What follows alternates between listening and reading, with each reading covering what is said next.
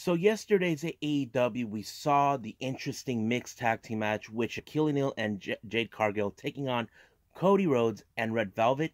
And of course, we will see what's going to happen for their last go-home show before Revolution.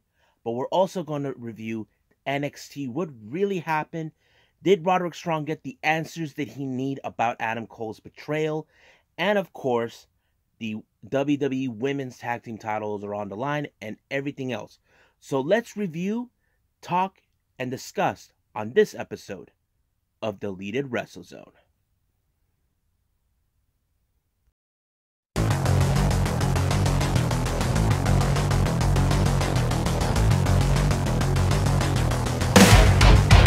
Are you ready? Get up, get up! Get up, get up! Get up, get up! Get up, get up! Get up, get up! Get up, get up!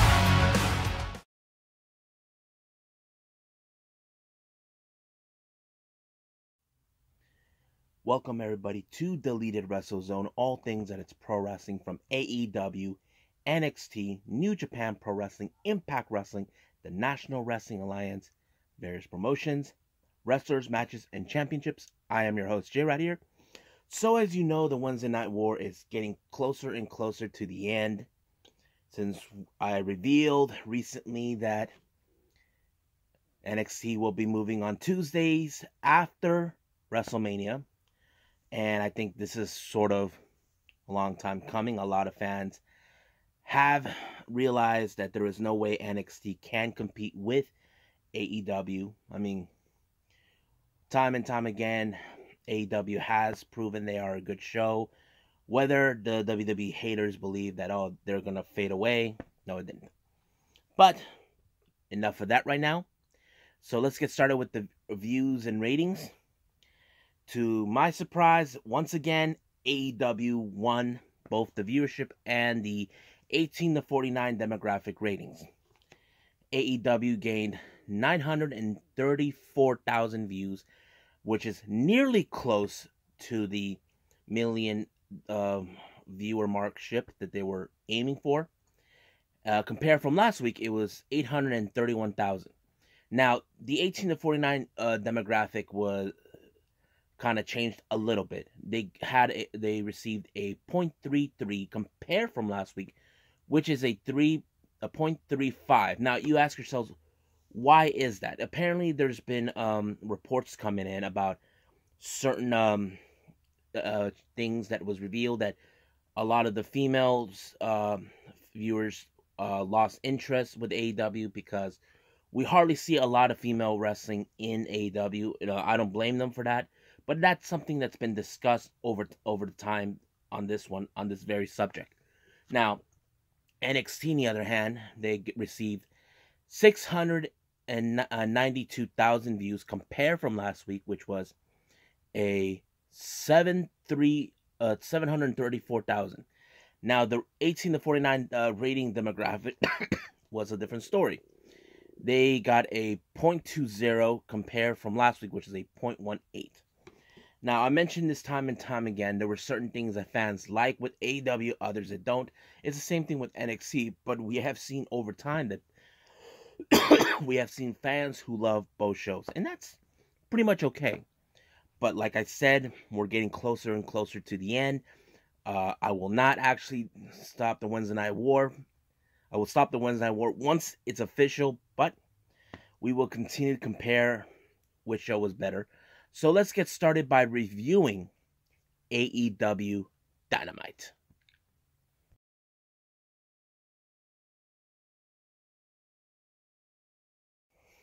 Alrighty then, so we got AEW Dynamite. It started out with a great opening.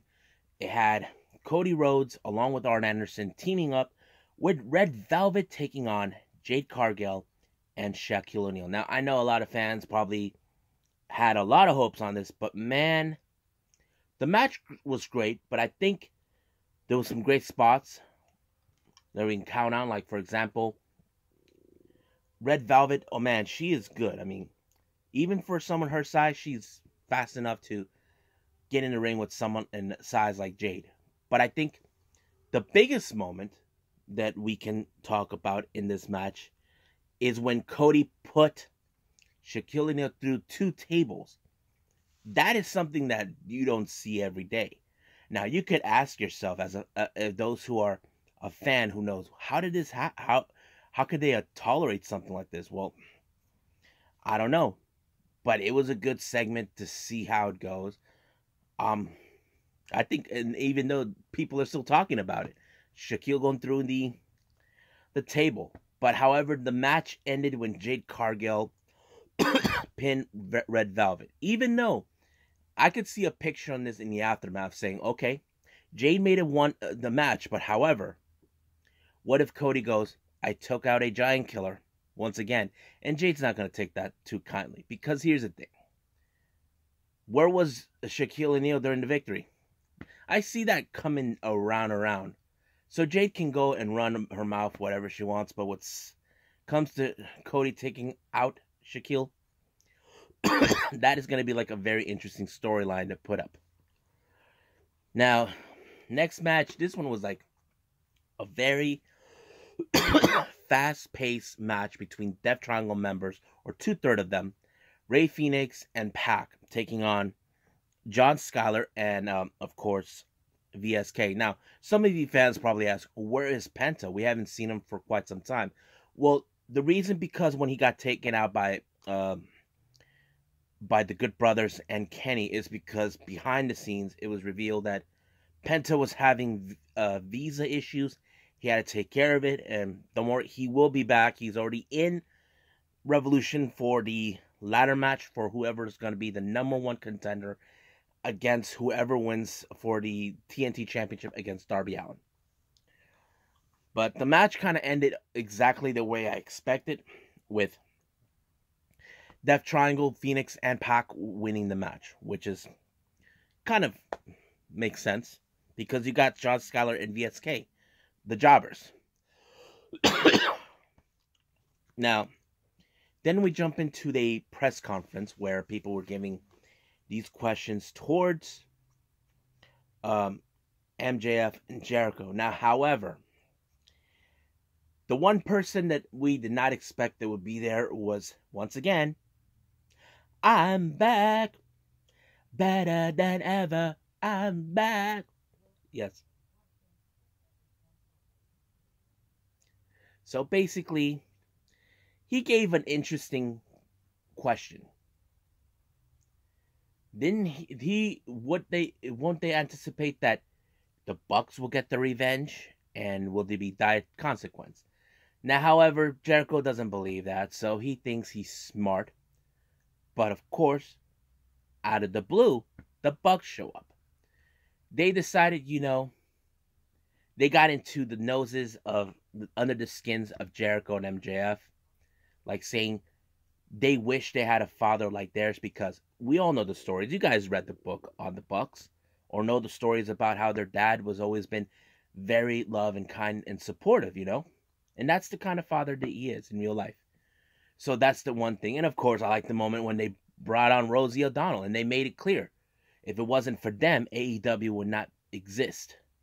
So that kind of played a good role. But however, when that ended, they actually super kicked the challengers, and then Santana, Ortiz, and Cutler tried to, and Warlow tried to take out the Bucks. But however, it ended in a very interesting way. They took out Santana Ortiz through a double table demolition. I was like, wow. You see, Nick does like a swanton, Matt does an elbow. So, we'll see what happens in Revolution. Now, we have been talking recently where this is the first time we're going to see this in the US, an exploding barbed wire death match. Now, some of you who don't know what this is, this was a match that was made popular in Japan. Now, if you guys never seen a barbed wire, exploding barbed wire match, this is a very interesting thing. Even one of the original founders who thought of this match kind of says that this is the kind of match that will be so exciting. A lot of people probably can't wait how this is going to be. I'm like, I know for a fact I've seen it in Japan, but when we get to Revolution being on U.S. soil, that's going to be another interesting match to watch. Now let's jump into a very interesting tag team match. Well, it's 6-man tag team match. We got FTR with Tully Blanchard, and to surprise, the manager of the Four Horsemen himself, J.J. Dillon, or back then as Chris Jericho likes to call JoJo Dillon. So he was there, and they were wearing the old school belts. Now, there's a reason behind that world that we're wearing the old school belts. It was also revealed later during the day that Jim Crockett Jr. passed away, and they were doing that in his memory. But they were taking on against Jurassic Express, a team they had tolerated for too long, and they needed to prove a point. Now, the match could have gone in Jurassic Express, but however, it did not end in that way. Some camera guys showed up and attacked them. And then later, it was revealed after FTR and Tully won the match, it was the return of Shawn Spears. He dyed his mohawk. Basically, it looks like the Four Horsemen, or somewhat of a Four Horsemen, is now in the mix. Even Arn Anderson was like saying, is that what this is about, the Four Horsemen? So basically, we may see a somewhat version of the Four Horsemen in AEW. Looks like it's coming to alignment. But the real question, I think some people say, does that mean Tully is going to play a member of the Four Horsemen type? I'm not sure, because I think, in my opinion, it would have been played out with him being the JoJo Dillon to the Four Horsemen. That's how I would picture it. I mean, if you guys would agree with that, then yes, you could see that. Now, we jump in with Tony Schiavone as soon as the match was over. Here comes the special guest. So we don't have to call him by this name, but we can call him by his real name, Paul White. But we know him as in WWE as The Big Show. So it was great to be there. We already know he's going to be commentating with Schiavone in AEW Dark Elevation. But he also said that he got a scoop. Something that would make things a lot more interesting. Now, we don't know more about what we can see. It is speculated in AEW for time. We may see new and old faces. But the real question is, it's what Paul White said. He said that there is a new signee that is Hall of Fame worthy. Now, it's already been speculated on various levels from various people. Some say it's CM Punk, others said it's Batista. Who knows? But this person, whoever he or she is going to be revealing themselves at Revolution. So I'm excited to see where we're going to go with that.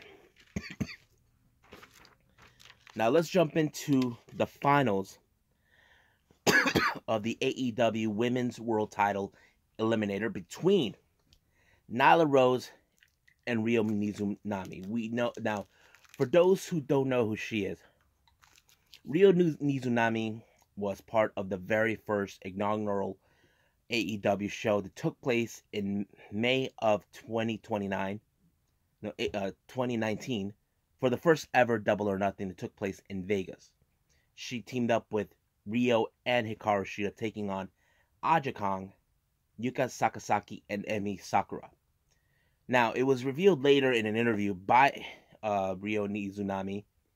She was planning to retire, but however, her appearance in AEW kind of changed her perspective. And I think it did, and I feel like we need to see more Ryo Mizunami. But her match with Nyla was so amazing. Now, I know some fans would have expected Nyla Rose because she is the most dominant woman in the women's division. But however, I did not expect a whole lot in this match, with Ryo Mizunami winning the match. Now, do I feel satisfied with the match? I feel it would be interesting to see another Japanese wrestler to take on Hikaru Shida. But the real question is, will she win the match? that's something we will wait until Revolution on this Sunday. But as soon as Hikaru Shida presented the trophy, the fight began. So basically, it's on. Now, once again, Shivani comes out to do an interview with Sting. Now, we all know Sting and Darby are set and they're prepared to go to Revolution for a street fight against Team Taz, Brian Cage, and Ricky Starks.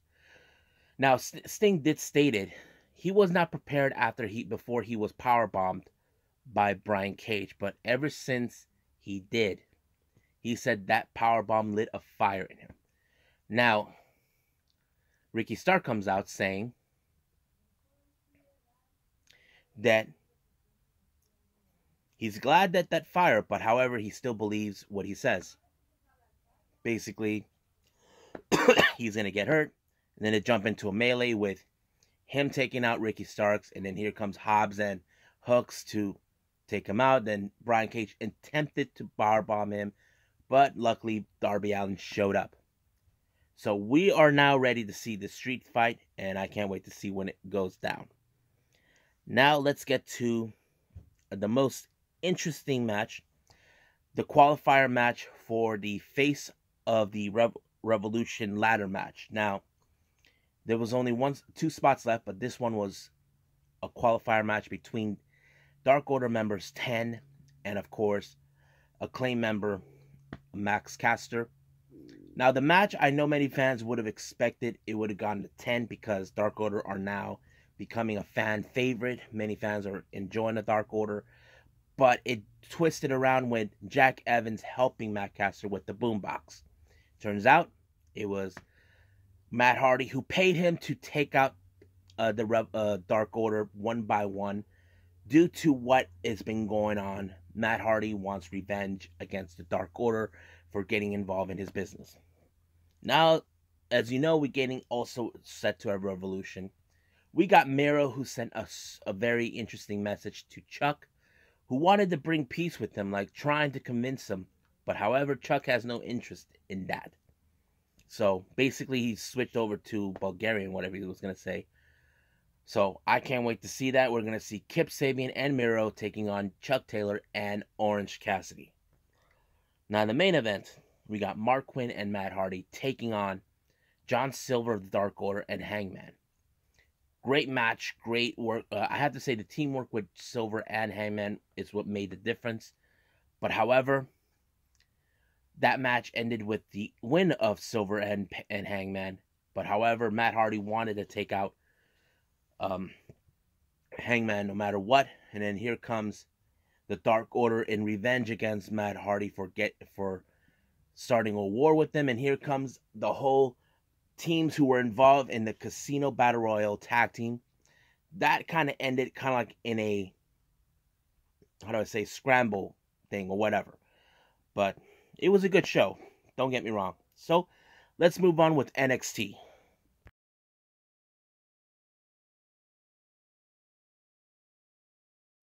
Okay, so we got NXT. This match was a tag team set up the day before NXT. As you can see, it showed a clip where MSK, who are recovering after the beatdown that they got from grizzled young veterans who were bitter the fact that they lost to them. And here comes the tag team champions who they know what they will face MSK. But here comes Tommaso Ciampa saying that that would gladly to challenge them. But however, the Birch and Lorcan were not interested in putting the tag team titles on the line. But Lorcan said, I didn't say that. I say we just do a non-title match. Or unless if you guys, you think it was a pair of what? Later, Nash Carter goes, Bollocks. So this match was set. Now, I know there were people saying they could have put the titles on the line, but it didn't. But the match kind of fumbled out of Tommaso Ciampa. No, out of Thatcher's part. But however, that wasn't the part that was interesting. It went after Lorcan and Birch won. Here comes members of Imperium. Yeah, recently we have seen Bartel and Eichner in NXT for months. And then recently we've been seeing Wolf. But now it appears that maybe they're trying to recruit more people to make Imperium what they are. They are all about respect the mat. It's sacred. They think that people who play in these fighting games are disrespectful. But we'll see what happens. But there was an interview talking about, they were talking with Thatcher and Ciampa, but of course Ciampa saying that they are a thing of the past. So I think because Ciampa is accepting now that he and Thatcher are partners and they know they can dominate. But we'll see where they're going to go with this storyline. Now, after what happened last week with Roderick Strong, he demanded answers. He wanted to know why. Why did he did exactly what he did? Now, Finn Balor comes out saying, look, I get they're all about loyalty, but get a grip. Cole was just using you. And then, but Strong blamed Balor for the loss, for Undisputed Era to fall apart. But Balor made a valid point, saying, "You see this title." He's referring to the NXT title on the shoulder, telling him this is what is important to Cole, the title, and he does have a very valid point. If Cole was using Fish, Riley, and Strong just to get the title, why can't he see that?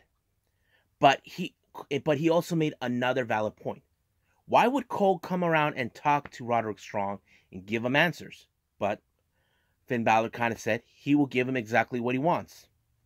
A shot of the title next week. So we're yet to know what's going to happen, but later it was booked for next week. Now, the most funniest segment throughout much of this show is the way are in therapy. As you know, something happened with Austin Theory. He was unable to pull the trigger to whack Dexter Lumis with the chair. And Indy Hartwell seems like she's falling head over heels over Dexter Lumis. I thought it was funny. She even wrote down like Indie Wrestling Lumis. I thought it was so funny. Even Gargano is trying to tell him that there's something wrong. Even all of this, they kept continuing. And much of the moment that the doctor kicks out Gargano because, he was not being helpful. And of course, another moment is when he tells Candice and Indy if they want to get something to eat. And of course, there was a one on time with, and she's saying that she had and then the doctor kind of said that she talked to Dexter Lumis and all this and that. But later we see Gargano paying the therapist, and she calls what a bunch of idiots. Basically, she just wants to he wants to fix him, thinking that there is a way to help him. But we'll see when Dexter Lumis come back when we see them. Now, this is a very interesting what's going on. Recently, we have been seeing Cameron Grimes with this new attitude of him. Ever since he got money from the stocks he got from GameStop and other things that he's been doing, he's been recently been obsessed with the $1 Million Man, Ted DiBiase. And Regal kind of put him in a match against Bronson Reed. Cameron was trying to buy his way out of this one, because, like the $1 Million Man does. Everyone has a price. But however, Cameron Grimes doesn't have, like, the same tenacity as Ted DiBiase. But nothing worked. But we'll get to that match.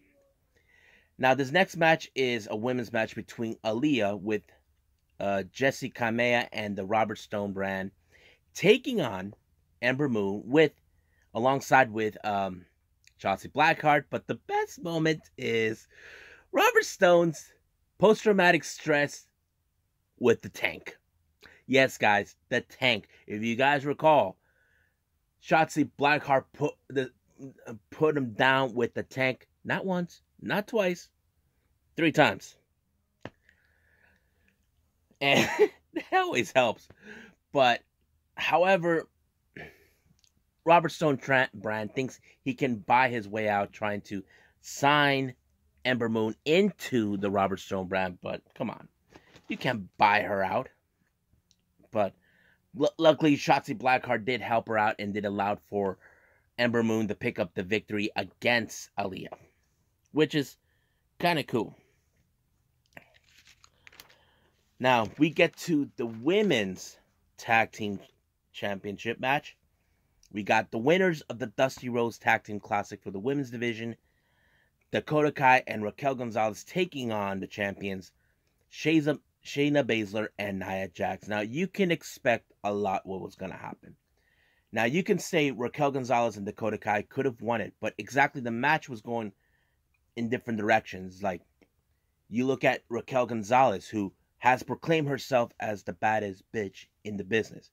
But however, it was Nia Jax who said it was Dusty Rhodes who proclaimed her is that category. So basically, it's more like a jealousy moment. Nia Jax did had Dusty Rhodes training her, but she never had. But Raquel Gonzalez never had that. And of course, Shayna Baszler was trying to prove that Dakota Kai is still the same little girl that she used to destroy. But however, the match went in a different direction when they took out the ref. But however, there was a controversy that took place. Dakota Kai was able to tag Raquel Gonzalez while Shayna had her in that little chokehold submission. I don't know what they call it. And Raquel was the legal person. But however, out of nowhere, we had Adam Pearce showing up with a ref, putting the match over, saying that Shayna Baszler and Nia Jax won. Now, we all know what happened. Raquel Gonzalez was the legal person in the match. But now this is something that's going to lead into a big matter. Now, because of this matter, there was a clip where there was a footage scene where Adam Pearce and Regal were arguing about how this matter went down. Now, from the way I can look at it, Regal's not a happy camper about this. So he did state that regarding to this, what happened, he will make an announcement the following week saying that this will change the landscape. Now, I don't know what it is, but they are speculating because when he was making this little thing, right behind him, it had something to do with Evolution. If y'all recall, this was an all-female show they did a couple years back. Is it possible we could be seeing another Evolution? We've been waiting for another one for a while. We didn't have that because they were waiting for Ronda Rousey to come back. I don't know. If I was WWE, look, just do it without Ronda Rousey. I have no problems with her whatsoever. But that's a discussion for another time. Now, as you know, Isaiah Sir Scott has been obsessed with Leon Ruff because he believes, where are his opportunities that were given to him? Where are they? Leon Ruff had the opportunities. He was the North American champion. And now he's obsessed. He wants his opportunities now. But we'll see what's going to happen. Then we saw the appearance of LA Knight giving his promo saying that, don't compare me to Tom Brady. Don't compare me to this. Don't compare me to that. I will do things my way. And that's what he was doing. It's a really interesting promo. But however, he wasn't a happy camper when they set up for the next match. Bronson Reed shows up, who set the face Cameron Grimes. Now, the match was kind of funny. Cameron Grimes even tried to buy his way out of this one, but it didn't. Now, Bronson Reed was nearly destroying him, but however, LA Knight came out, causing a distraction that did allow for Cameron Grimes to do the cave-in to win Bronson Reed. Now, could this be a possible angle where we're going to see Bronson Reed taking on LA Knight down the line? I'm not sure. But one thing for sure, it's going to be on fire. Now, we've seen a little interview with Kaden Carter giving the condition what happened to Casey Canizaro from last week. According to what they're saying, that she torn an LCL. She's going to be gone for a while. But however, she still has an axe to grind with Xia Li, and she wants a piece of her next week. Now, we were supposed to have this tag team match between Everrise and Breezango, But however, they were attacked by Legado. First, it was Breezango attacked by Mendoza and Wild. Everrise were happy they take them out, but however, Legado was not in a mood.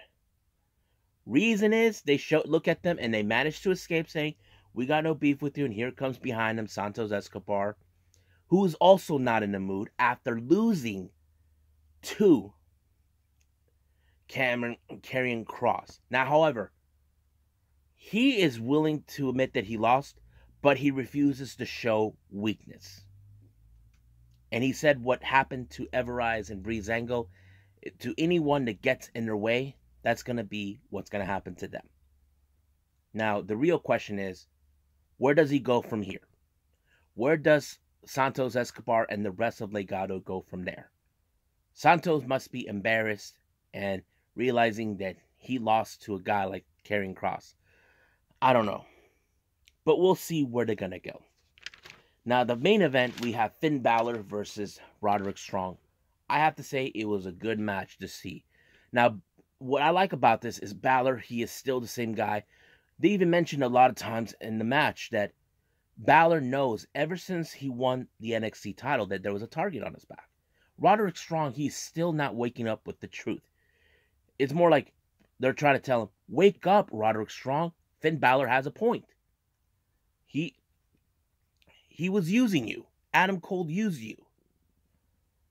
But frankly, Finn Balor won the match. But as soon as the match won, down on the ramp, there was Adam Cole. And it's already been set. It looks like he is aiming for the NXT title.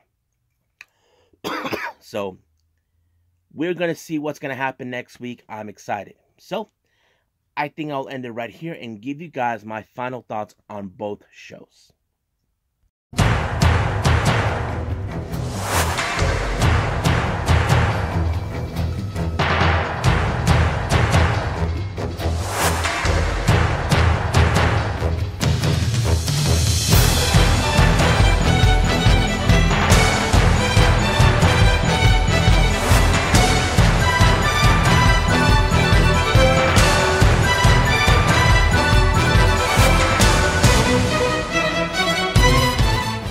Okay, so what are my final thoughts from both shows? Now, I can say for a fact, I did not expect that Shaquille O'Neal was going to go put through a table. But it was a good moment. Don't get me wrong. And the reaction of Jade Cargill can't believe that happened. But I'm somehow I had this feeling where Cody's going to speak out saying, he took out a giant. And of course, Jade's not going to take that lightly, because here's the thing. It wasn't Cody who got pinned. It was Red Velvet. Now, Cody's going to do that without no disrespect to Red Velvet. I mean, she was on fire. And what I thought about the tag team match with Thatcher and Ciampa against Lorcan and Birch. That match kind of, I don't know if this is like the beginning where, okay, are they going to split the team up? I mean, I don't know if any of you guys out there are fans of that. But however, seeing Imperium, it would make sense because Imperium, that kind of fits in Thatcher's wheelhouse, like their style. I'm not sure, but we'll see what happens. Now, the spots with Finn Balor, like his promo about telling Roderick Strong, wake up. Cole was only using you. I mean, I have to say that is like a good story to tell. Like saying, look, he was using you. He didn't care about you. The only thing he cared about was the NXT title. Now think about this. Let's go back when every member of Undisputed Era lost their titles. Roderick Strong lost the North American title. You had, what's his name? You had Fish and Riley lost their tag team titles. I think they lost them to Dunn and who else? Oh yeah, and of course Riddle. Who can forget that? And then we had, and then of course later is when Balor beat Adam Cole for the title, and that kind of makes perfect sense. You didn't see Adam Cole trying to help the other members. He was more concerned about his NXT title. So I think that's a really interesting story where they're going to go with it. And it kind of fits perfectly when Roderick Strong comes out with his own theme entrance, not wearing the Undisputed Era gear, that he feels that Balor was the cause of it. But it's like, nope, I didn't cause it. This title is the reason it fell apart. And of course, there's a lot of things on it. Do I feel satisfied with Ryo Mizunami winning winning the match? I feel yes, because I think we need to be more aware of women from the other countries. You know, I mean, I'm starting getting into the whole Yoshi wrestling. I just recently did a review on both Stardom and Tokyo Yoshi Pro, if you guys saw that. And I'm also reviewing Ice Ribbon. There's others that I came across upon, but I haven't got to those yet. But I will. So basically, that's my takeaway. But however, I do feel right now the show that won this week, in my perspective, for me, despite the ratings, I feel it was AEW by a slight chance. The reason I say this, I didn't expect the whole thing with Shaquille. Ryo Mizunami, I have to say I can live with that. And what else? The whole thing, the Four Horsemen, that could be coming to fruition. But I'm still trying to figure out, is Tully gonna be the fourth horseman, like leading the charge? Because I would have assumed he would be like the J.J. Dillon of the group. I'm not sure, but we'll get to that in some point. And what else? But there's plenty more. I have to say that's how many happened. NXT did have some good shows. I mean, the whole thing with the therapy, that was a great funny story. I don't know what angle they're playing with the whole thing with the controversial matter with the women's title. I'm not sure. But of course, set for the matches in next week. But I have to say this AEW show was a really good one. Their final go home before we go to Revolution this Sunday. I will review that one maybe the following day or so, or that very day. I'm not really 100% yet, but I'll get to that. So, I must bid all of you guys adieu. So I'll see you guys in the next DWZ time. Same DWZ channel, so I must bid all of you guys adieu. So goodbye. Mwah. And have a nice day. Bang.